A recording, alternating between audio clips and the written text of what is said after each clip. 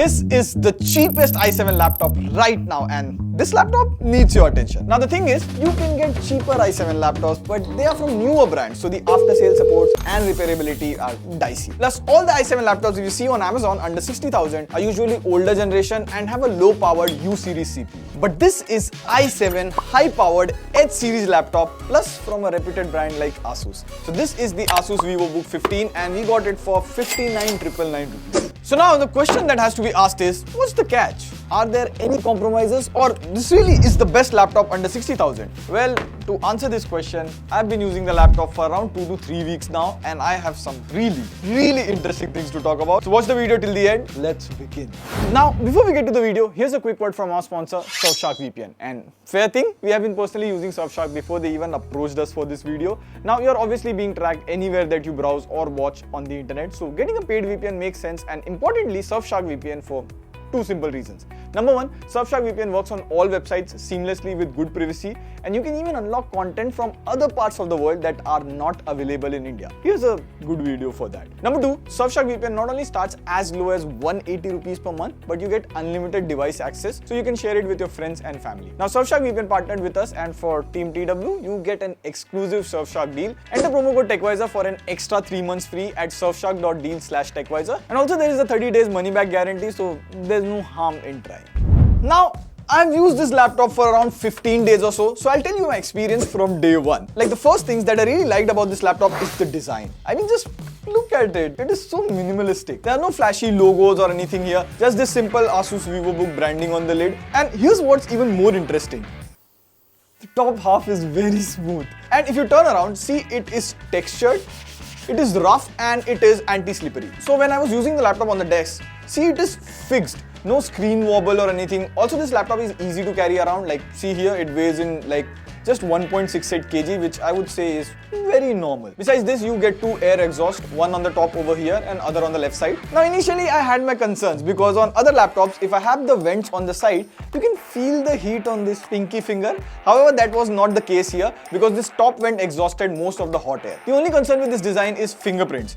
If you have like oily, dirty fingers like mine, you will get smudges on the lid, but you can easily wipe it off with a simple wipe. And oh, Asus even thought about privacy because you have a physical privacy camera shutter here. So in case you are not using it, just do this. So hashtag no more spying. Other than that, you get all the necessary ports here. One USB-A port, 2 more USB-A ports, a headphone jack, and a Type-C port. Now by day 5, the thing that really impressed me was the battery life. Like, two really good things about the battery. First is the battery life. Like, in my use case, I was writing documents, watching videos, again, listening to music, all the good stuff.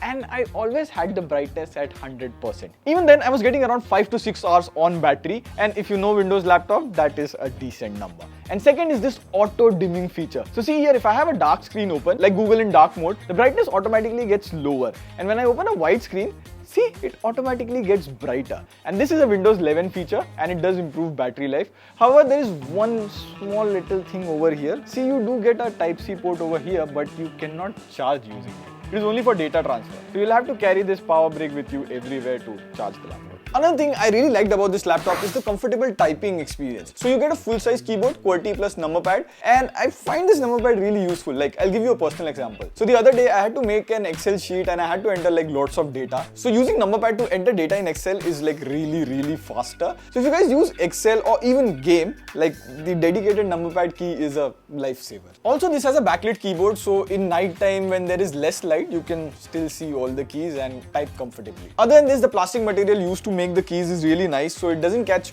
oil from my finger, and the trackpad is decent sized. It supports all the 3-finger, 4-finger gestures. However, I felt that a trackpad could have been slightly bigger. Now it's day 10 and I'm heavily using this laptop, like writing all my documents, watching videos, editing photos, everything. And this laptop's performance was pretty good. For starters, this has 16GB DDR4 RAM along with last year's i7 12th generation processor. Now, a lot of you would be like, come on Pratik, DDR4 and 12th generation? We have DDR5 now with latest 13th gen. True, but hear me out. So this has the high performance H series i7. So in Intel there are three types of processor: low powered U, medium powered P and high powered H. The H series processor have higher core count. So this has i7-12650H. It has a total of 10 cores, 6 for higher performance and 4 efficiency cores for low intensive tasks. Plus this i7 12th generation H processor can do maximum 115 watts, whereas the i7 13th gen P processor which you get in this price range can only do 64 watts. So in simple words,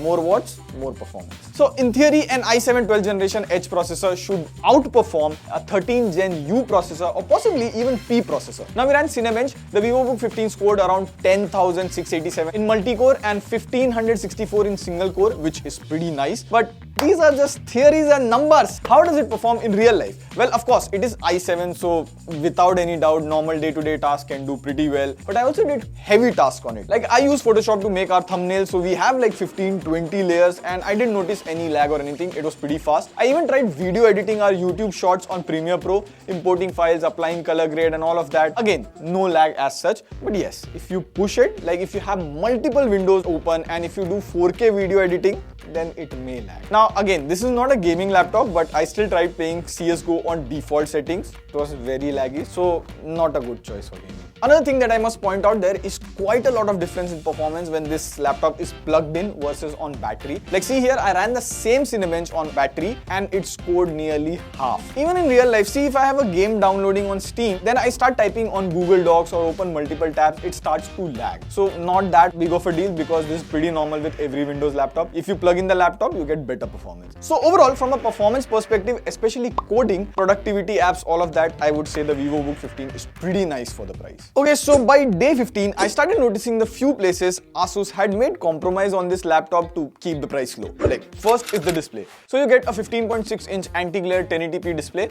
Now in casual usage, like when I was watching YouTube videos on it, the display seemed okay types. But then I wanted to watch Guns and Gulab, you know, pew pew. And well, here let me show you. So the viewing angles here is pretty poor. Like if I tilt the display even a little bit, see the brightness and color changes. And not just for entertainment, this even affected my productivity. Like when making thumbnails, I had to export the file, transfer it to my mobile and then see it there. Like see, there is so much difference in the same picture on both the displays.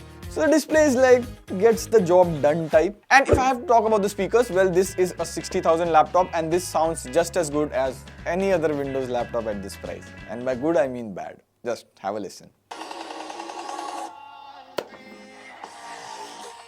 Like yeah, it sounds tinny. So yeah, if you want good sound, even a budget headphone will serve you better. We recently did a video on best headphones on a budget. You can go check that out after watching this video. And yeah, same for the webcam. Here is the footage. It can do maximum 720p and again, it just does the job. Like you can use it for video calls and all of that stuff. So that was the all new Asus VivoBook 15. So is this the best laptop under 60,000? Well, this laptop does get quite a lot of things correct, like nice build, comfortable typing, battery life is really good, performance for the price is really nice. So like if you want a laptop for say coding, app development, graphic designing and all of that, then this is a really good choice. You can do photo and video editing on this, but I would recommend plugging in a secondary monitor here because the display is very average at best. And if you're looking for a gaming laptop in budget, like this is a good video to watch. On that note, this is Pradeep signing off. See ya in the next video. Pew, pew, pew.